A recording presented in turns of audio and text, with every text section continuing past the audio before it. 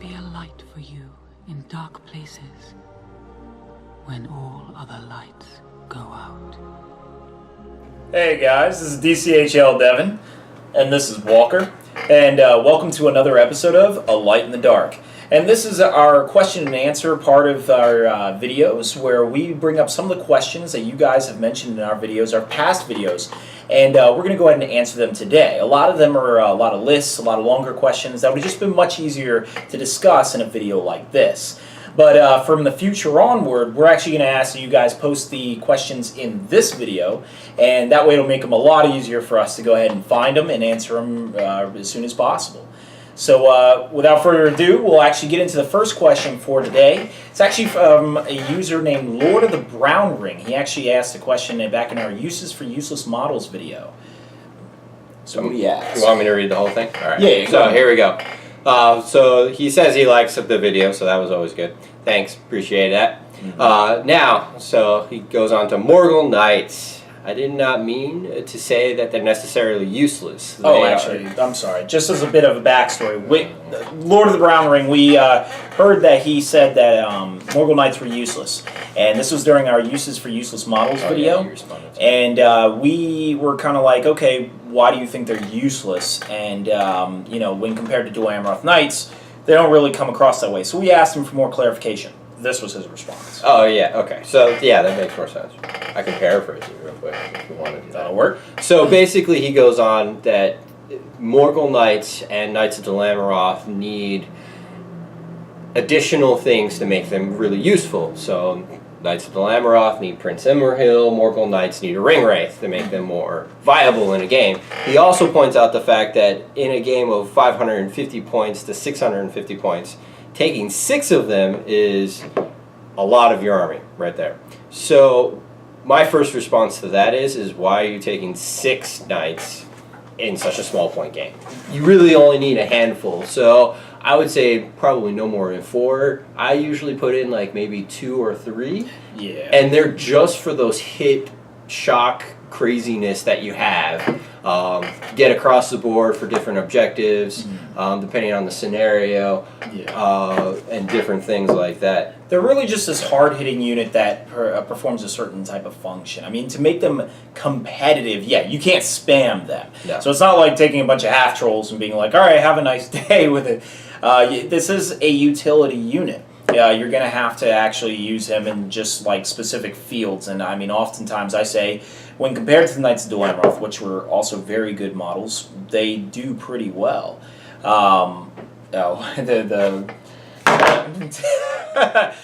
Technical difficulty. The phone flipped and it won't go back. It's all no good, no problem. But so that's to answer your first question. Is really in the small points game there for the shock troops to get across the board really quick, get behind the enemy lines, go after that banner, go after that character, because they can take on characters themselves because they're knights. And everything like with that. With lances too, so they're gonna have to make sure they win that fight. Yeah, the lances are awesome. The next thing you go into and he talks about is, and then he goes into talking about the fact that they have armored horses, and in tournaments he was saying, how often do you see bows? Strength 3 is what it is. Strength 3, he's talking about multiple. So Strength 3 bows from elves, how often do you see those? Or you see the spam of the Haradrim bows that roll 1s and then basically, if I was playing Haradrim, I'd roll 2s all the time, so I wouldn't get to reroll that one, which is the reason why I don't play Harad. Well, that's where the betrayer comes in. Yeah, exactly. So you have those factors. So the big thing is yes, they're still useful in tournaments. I do see a lot of shooting, especially from, say, the new Hunter Orcs. They can take up to half their force in bows. Very important. They're strength 2, but having that survivability on your horse where they would need 5s. They actually need 6s. This is where I mentioned actually their armored horses, the fact that, and I believe his question, if he says, how often will you see strength 2 bows, right? Yeah, you see a lot. Yeah, Goblin army. But that's the thing though, is the fact that they need 6s in order to wound your horses. So Here, I'll actually go ahead and read his response itself. It's further, I go on to say that yes, the armored horses are nice against shooting, but what shooting at tournaments do you mostly see? In my opinion, strength 3 elves, four bows in each, I guess, and then the Harajim spam, which reroll 1s and sometimes 2s. So the level of archery is tougher. I rarely, if ever, see strength 2 bows going to work at tourneys. So generally, he doesn't believe they are actually all that great. So that much of a threat. I agree with that. You're not going to see most strength 2 bows because they're really not that good in, say, like an orc army. Hunter orcs, you'll see them just because they add an extra tactical advantage. Also in any horde army. So goblins of Moria, you'll see them there too. Just because I can take a billion of them. Hobbits. Another good example. I actually, I mean, I don't know how many times you see a Hobbit army in a tournament, but I mean, essentially, I mean, I actually know a lot of tournament armies. I actually am kind of curious because how they play in Chicago actually is where I know you're actually from, because down here actually a lot of tournament lists will actually have a ton of strength 2 bows. But, I mean, we'll go ahead and leave it at that. I mean, I'm actually interested to hear what your opinion on all this is. And we'll go ahead and discuss this further. Hopefully we can actually come to more of a concise, opinion either way. Because I'm still very interested. You say you never see strength 2 bows. Or not never, but very rarely see strength 2 bows in tournaments. And, I mean, I don't know. I mean, how many tournaments have we played in now where strength 2 bows have been effective? Yeah, a lot. So let's see, our last tournament we had my army that had a lot of strength 2 bows. Sadly, Isengard, but they're crossbows. But they took tracker orcs and stuff like that. So. Well, we'll go on to our next question. Well, hopefully we'll hear from you in the comment section below, and we'll go ahead and continue to discuss this in future Light in the Dark episodes. So for our next question is from a user named This LeBlanche, I believe is actually how you say it. He goes on to say that he's building Mordor Force, and at the moment, it's in the beginning it was really powerful. His Morannon Orcs crushed about everyone, and his Witch King on Felbeast sniped a lot of heroes, as he should. But since a few months ago, he's now starting to be beaten time after time. His opponent runs a Dwarf Force, Treebeard and Cements, a Rohan Force with Erkenbrand, another Dwarf Wanders of the Wild Force. So these are separate lists. Yeah, these are different lists. Okay, so he's got so another dwarf list with Wanders of the Wild in it instead, with Bjorn, Grey Eagles, Tom Bombadil, and Goldberry, who are really annoying him, as they probably will. Yeah. So he's thinking at the moment of combining this with Mordor and Angmar instead. He believes the short shades are really powerful, which, yes, they are. If you've seen our latest battle report, you see why. Yeah. He thinks that if you combine them with a lot of Morannon Orcs, he'll crush through a lot more easily. He doesn't want to use Barrow Wights because his opponent uses Legless. I wouldn't throw out the Barrow Wights necessarily because the opponent uses one model. The Legless will just start targeting the Witch King, will actually be more of a pain in the butt. But we'll go on from there. He tried to use some Spectres. But they didn't work either because of high courage of dwarves with Erkenbrand. A pretty crazy combination. Yeah, shield bearers and Erkenbrand. Yeah, you're not beating through that courage. So what he wants to know is, would we recommend a Mordor Angmar army list? He's planning to use a maxed out Witch King on Angmar and Fell Beast, and Dwemer Lake as sorcerers. Do you need more Nazgul or just stick with these two? So to answer your full question about Angmar doing the combined list, I would say yes, that would be beneficial because it would change up your tactics. Yeah, absolutely. Obviously, you keep playing against your friends, same list. Honestly, if they're going to bring crap like Ents, Treebeard, and randomly throw in all these things for combos, then why not bring in Shade? Yeah, I absolutely agree. Yeah, bring in the Shade. There's your dick move. So, I would take out the Spectres that he's having a hard time with, right? Yeah. He already actually is taking them out. He doesn't want them. You replace that with the Shade. The Shade would oh god, I hate Shades. Yeah. Now, would we recommend the combined list? Yes. So that's the answer of one. I think you should be Mordor focused.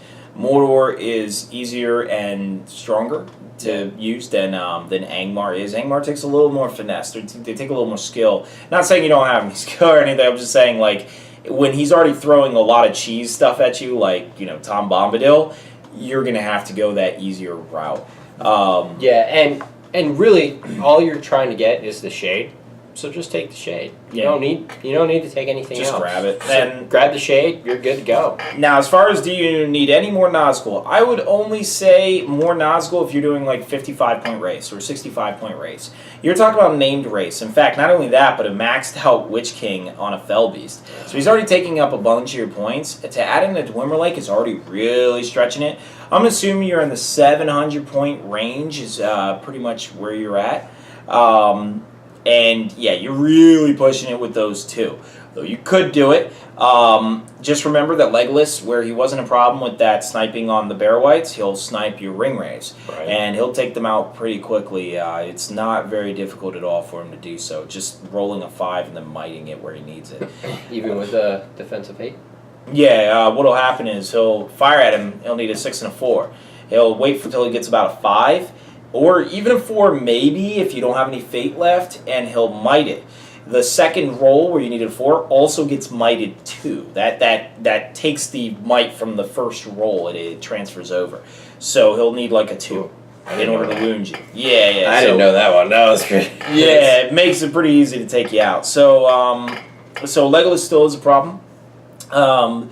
The Witch King might be able to handle him a little bit more, but you can't base your list off of Legolas. I mean, he's just a factor you have to fight, and the Witch King on a Fell Beast should be able to handle Legolas. You should be able to really transfix So him. if you're fighting Legolas, target him first. Yeah. He's going to kill you, so kill him Unless first. they have Treebeard, in which case you really have quite a few options. Yeah, but Legolas will still kill him first. Yes. If they're both in the same list. And Yeah, if they're that's both true. in the same list, that's a lot Yeah. of points into characters. Now, you're going to have to use your Shade to take down things like Treebeard. You have no choice. You're going to have to do that. The only other thing I would do is a Shaman. You're definitely going to want that. Fury. Yeah, Fury. You're going to hate Treebeard and Ents if you can't charge them. Your Morannons don't do anything unless you have that. So you really want that. And if they bring Ringwraiths of their own, which I don't think they can because they're good races only, it seems. But if they did, your Witch King can handle them.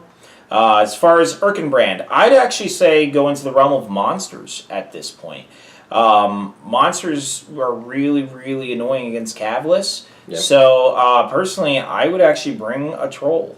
Yeah. Or 2, maybe, Or 2. possibly. The key here with the trolls would be placement. Mm. You would need to have them placed to counteract those cavalry models. Hopefully you didn't bring a whole force. Yes. Which Rohan normally does, so you're in trouble. I mean, other than that, you just need a strong unit. So if you're not going to bring a monster, you need a combat-oriented hero who can do an epic strike against Treebeard or any of these other guys. Yeah. And that is going to mean Shagrat. You got to bring him in, or you got to bring in I don't want to say Gothmog, but Troll Chieftain or something like that. So you're gonna need one of those if you're taking on a lot of these big guys. It's enough to have the Witch King harass the hell out of them, but you really need to just deal Kill a punishing blow. And right now you don't have that. You have a bunch of Morannon Orcs which kill a bunch of dwarves, and then you have a bunch of negative debuffers. Yeah. They're not going to bring down a monster on their own. You need something to take them out. So I'd say, your next unit should probably be a Troll Chieftain or Shagrat or something along those lines. And if you're feeling, especially being like a pain in the butt, then bring the Necromancer or Sauron. No, don't do that. Sauron. He'll kill a troll. So let us know if that answers your question at all, and hopefully we did. And if not, then just let us know in the comment section below, and we'll go ahead and continue to discuss. So on to our next question. Comes from Max Willamisi, I believe. Williamis. Forgive me if I pronounce some of your guys' names wrong. He was actually responding to our Isengard how to play video, where I mentioned that Warg Riders aren't so great.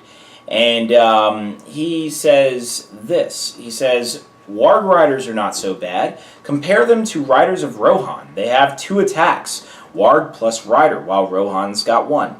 Also, they use the strength of the Warg 4, and when the Rider is killed, the Warg can still fight if a courage test is passed. Now, first I have to go ahead and correct you right here. Warg Riders only have 1 attack. So they... what happens is cavalry only take the highest of the 2, of attacks, fight, and strength. So this is the reason you don't see like Wargs, I guess attacking with strength 4, and then Orc Rider attacks with strength 3 or something crazy.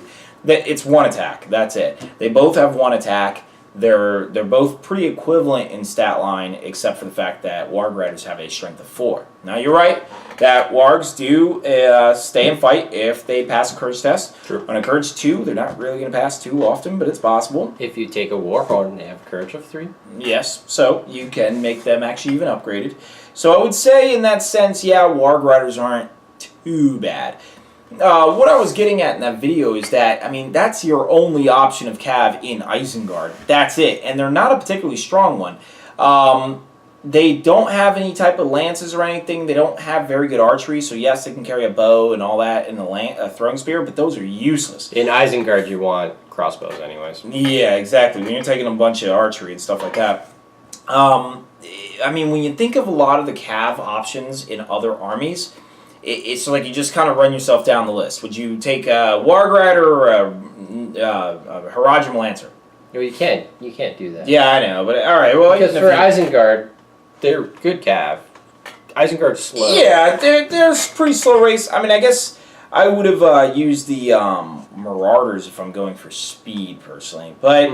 I mean, all right, then let's go at it. Would you say that the Warg Cav are bad? No. You wouldn't. All right. And why not? Because they have speed.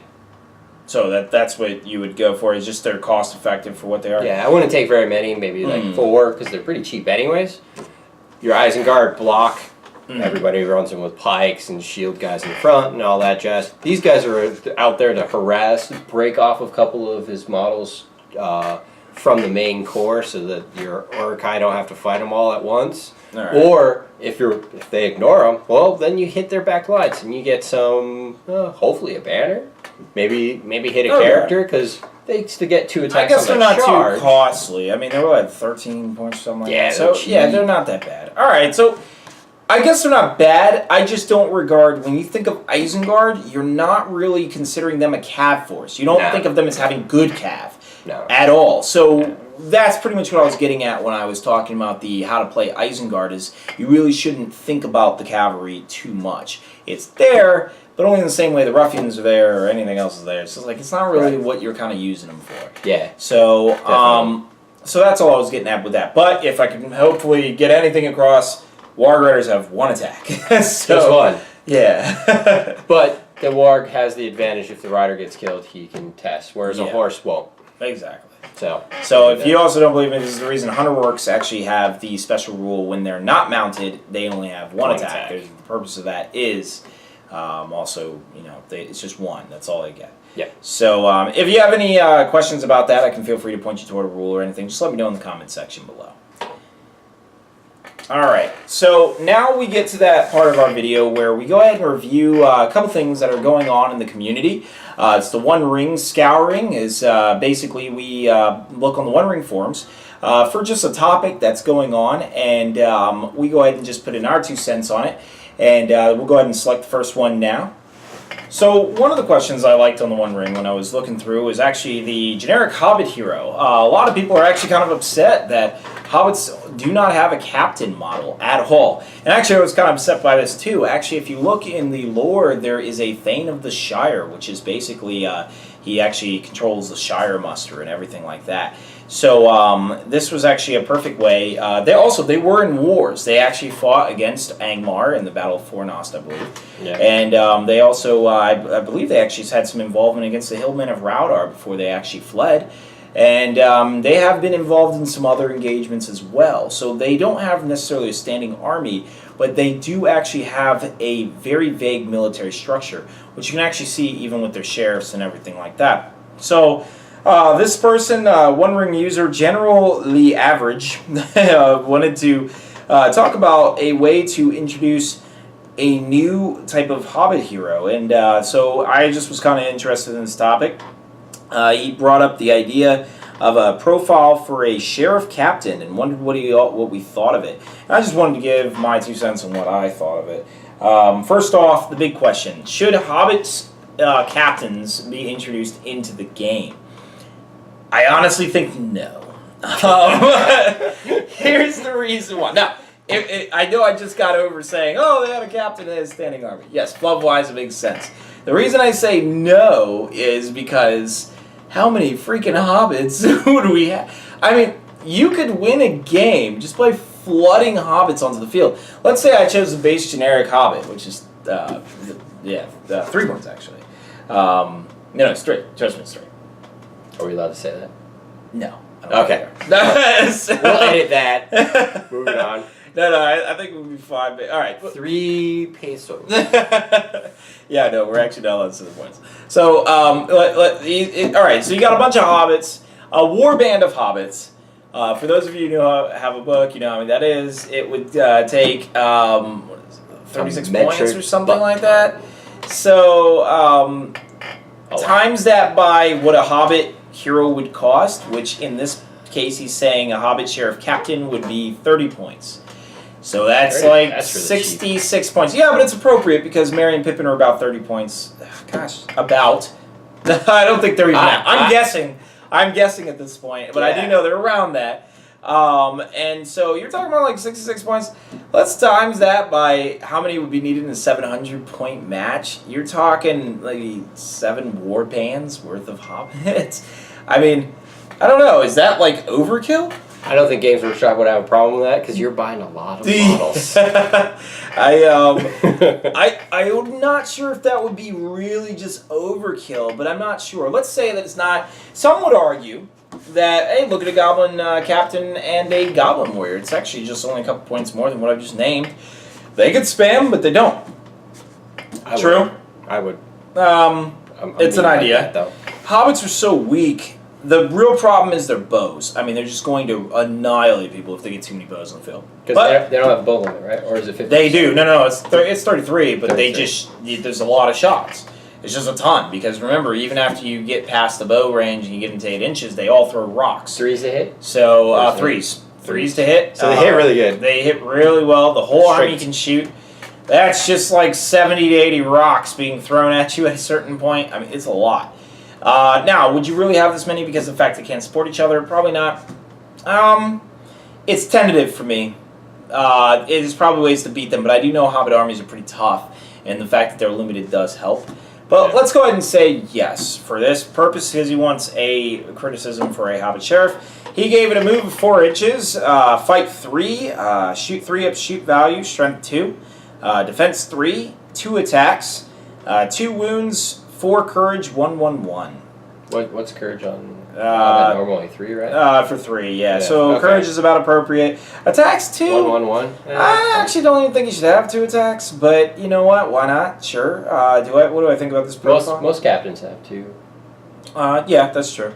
I would go with that. That's fine. 30 points. I think the easiest one to compare him to is Damrod and Baragon, because they're around similar price range.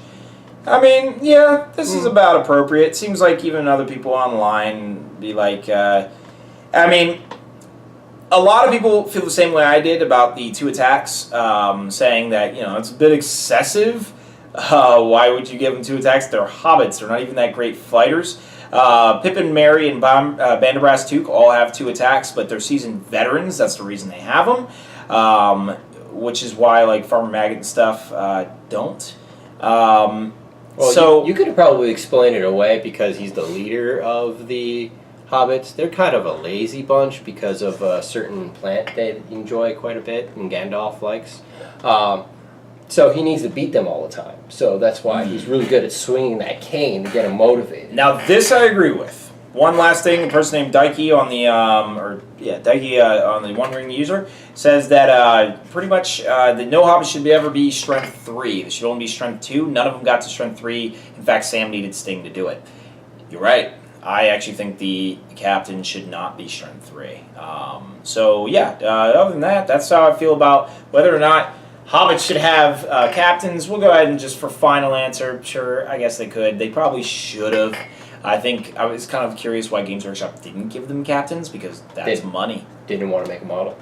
Yeah, probably. They didn't have a model. Used, what's his name with the hat? So, I forgot his name. The hat guy. Paladin Duke. So, on to our next question. The final one, Walker's going to go ahead and select a one-ring question that he was interested in as well. Just bring discussion to it. Is that fine? Because I didn't choose it from the right. Oh, that's fine. He actually brought it from the last Alliance, actually. It's always nice to bring back that old forum. A lot of you guys know that he used to have a really great heyday, actually, and then just something happened. The site went down, and it just... Everybody still posts here. I go on. There's still a lot. Yeah, there's still enough. There's still a lot. I actually recommend you guys on the Last Alliance as well. So Last Alliance, One Wing, and us. Yeah. All right. You should be covered there. What do we got for the Last Alliance? So Spiny Norman. Yep. Spiny Norman. He's basically going to a tournament, and he's wanting to bring a new army. He's decided on, I know I said this wrong earlier, and you told me Azog. Okay, I'm bad with names. Yep. Azog Hunters, so I call them Hunter Orcs, because that's what they are. So he's talking about bringing Bulg, and the fact that he has 2 Hunter Orc infantry boxes, 1 box of cavalry, I'm assuming Hunter Orc cavalry, and 1 box of Fell Wargs, and he's building 500 points.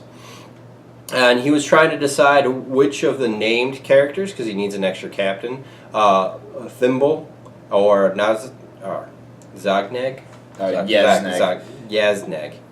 Yep. Yeah, to lead his cavalry. Because of the synergy with a Zog. Yeah. A lot of people may know if a Zog kills Yazneg, then it makes your whole army practically unstoppable when you break. Not unstoppable, but they don't leave. They're not going anywhere.